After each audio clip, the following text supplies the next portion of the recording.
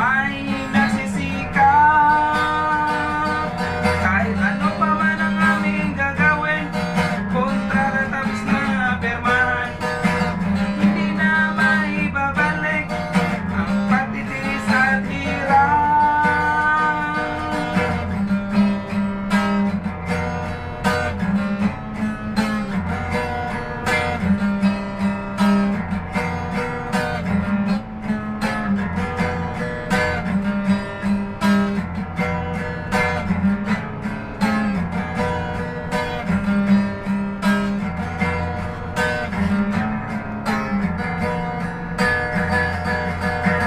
Aming pagsasama, lahat ng Pinoy OFW, lagi kaming sama-sama.